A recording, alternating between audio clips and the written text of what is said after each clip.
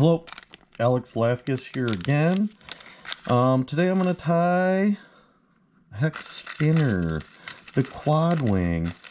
I'm going to start with my favorite big dry fly hook, which is the Daiichi 2117 number 6. About the right size for hex. So we're going to tie a quad wing washed out spinner. So if you're fishing late at night or, you know, later in the hatch, whatever it is, usually late at night, these hex get like way white when they get washed out. So they really light and pale colored, and like you can still see the ribbing on them is brown. So this is kind of the fly I tie to imitate that. Now obviously I tie them in a million different colors, but so I'll tie them with like grizzly hen wings or whatever it is. This is with some whiter or ultra super light dun hen wings. First step is a moose mane tail. I go pretty liberal with the amount of material on here because this is about the only thing floating the back of your hook. So I do use quite a bit. You know, if they're counting tails, we got bigger issues than that. So there we go. A bunch of that back there.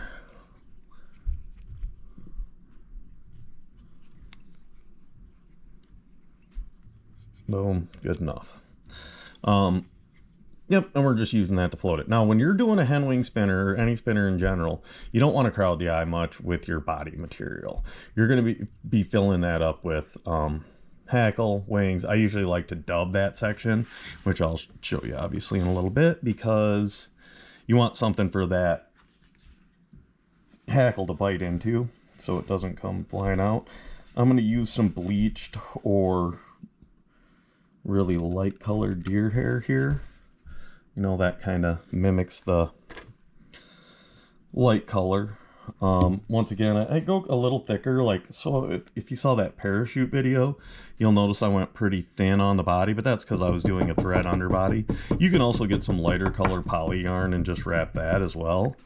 I don't know, I'm a Michigan guy, so I guess I have to use deer hair bodies for about everything because that's what we do. Measure it up. You know, that's the easiest way to do it so you're not making errors, is measure it up first. You want it just so enough of it flares. I usually trim it before I tie it in. And we should be good about there. Then, with any of these deer hair bodies too, usually I try to kind of lock it in there. And then I'm going to kind of spread it around the hook. You know, just enough that it's not showing bare hook underneath.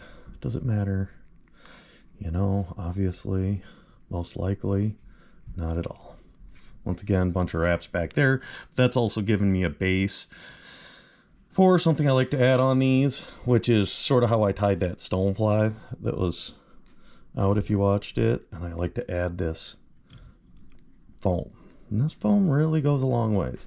I could use whatever color foam, but if you actually spend a minute and look at those washed out spinners, they damn near look white and brown, so I'm just using brown on the back for this one too.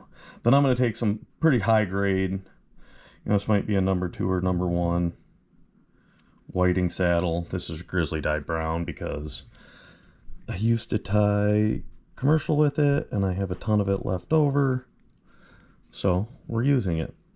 And this hackle I go small on. You know, I just want to get a ton of tight, small hackled wraps, you know, and you'll notice like there is a difference. You tie with the premium whiting stuff, ultra super stiff barbs, high barb counts, like it does help your flies float. I always do a ton of wraps right there because that's kind of an extension of where you're gonna palmer your hackle anyway. So boom, done. And like I said on that stonefly video, a lot of these, the hackle doesn't break off these a ton. It just, that I've got a bunch of them where that foam on the back is shredded, yet the hackle is still in place. So it just gives you a little protection. Once again, like other flies, taper it down a little bit, as that's going to be your, where you're going to wrap your hackle and stuff. Then I'll come back on it a little bit, because a mayfly's wings are a third of the way back. We never tie them that way.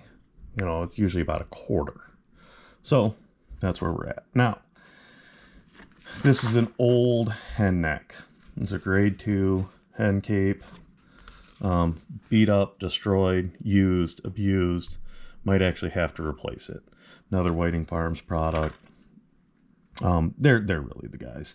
They've got the deal. They got the genes. They got the team of geneticists that really have the best feathers. So what I do is I try to select 4 feathers from a near spot on there. And then I'm going to pair them up. So this is a quad winger, so it means it has 2 sets of wings. I don't know why I like it, but I run them and they work. So I'm going to get them all set so that they're kind of splayed out opposite. As you can see, a little bit splayed opposite directions.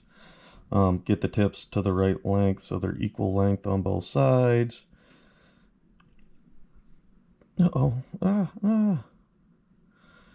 Hen wings are fun.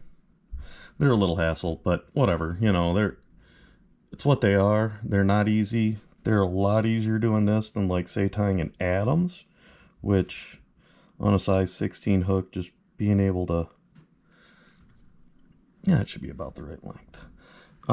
Just getting the hen wing small enough and fitting in your fingers is rather difficult itself. So I'm going to trim the tips on these and give myself some teeth to dig in here. And I'm going to lay them kind of forward.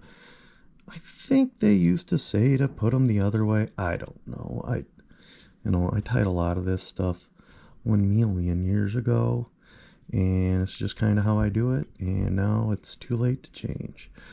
And then we're going to kind of fold those forward, get some wraps behind them, and so it's, you kind of got them stood up almost like a parachute at this point. And then I'm going to pull them to the sides and get them to lay how I want. Like say, then I'll kind of go in between them, kind of get them out. With a lot of the hen wing stuff, you can actually, like, almost parachute wrap the sides. Like you're doing a parachute, but you go around the sides to keep them nice and stiff and out how you want them. When I do the quad wing, I just kind of separate them like that, so that, it's probably hard to see with that color. I should have tried a different color, but this is the one I want for my box anyway. So there you go. And that's kind of how it looks. So it looks like big, bulky wings. There's some real advantages to hen wings too. Like, they're not gonna twist leader as much. They're, so if you've got we used to tie hex on to 10-pound maximum. Then these days that doesn't work quite as well. You got a little bit of fishing pressure. So that's kind of changed. So sometimes you do have to go down. Hen wings aren't going to twist things like calf tail. So I'm going to take 2 little, this is just some pro grade Hoffman stuff. I take 2 of them, and it seems like it's hard to find the really elite high barb count stuff in bigger sizes. So I use the pro grade, and then I just double it up.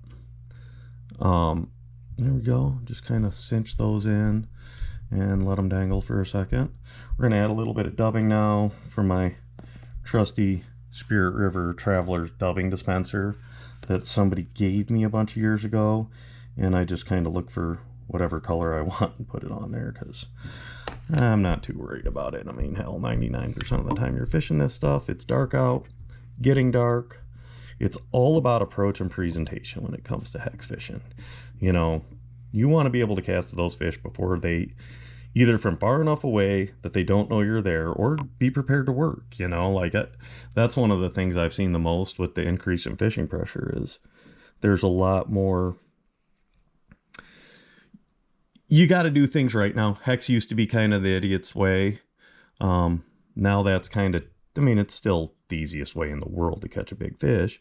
But you do have to consider approach, impact on the water when your fly land. You know, there's a lot of stuff that, you know, as these fish get more pressure, you know, they're alert to those things. Okay, so we got our quad wings out. We got our dubbing wrapped up. And then I just take these two at the same time. And I'm going to start palmering it up. You know, and this is obviously, do I need full rotary for what I do? I don't know. Probably not. Do I really like it for, you know, to look at the fly on all the sides and everything? Yeah, I'll kind of do one wrap in between them. Yeah, because I can look at it from all different sides and it keeps it in a straight, you know, kind of straight along that shank with that bent arm on the vise. And I'm taking these two. These are like a, it's almost like a cree, but it's like a dun kind of cree-ish color. There we go. And that is about it. So then we're just going to go ahead and get in here, wrap this stuff off, pull them, break them, perfect. Couple more wraps. And I really should have my whip finish tool out, but I don't. So we're just going to hand whip finish it.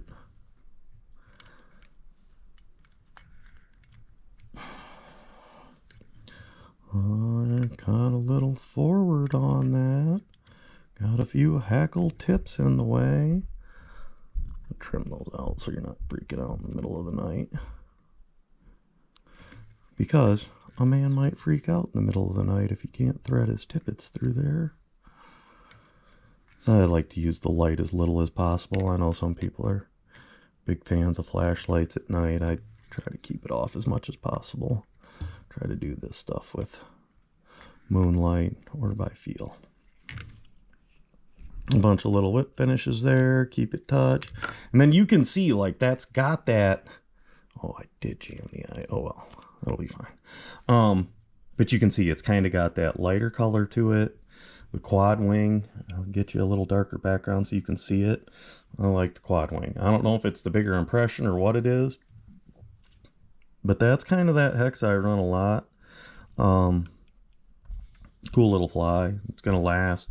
Going to float on that heavy hook pretty good.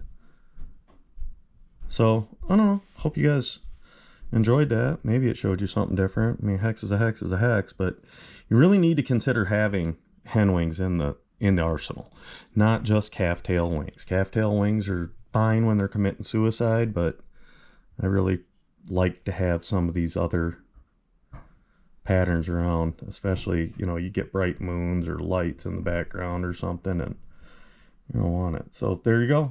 That is the quad wing hex spinner. Hope you enjoyed. Appreciate any comments, subscribe, like, whatever they say to do.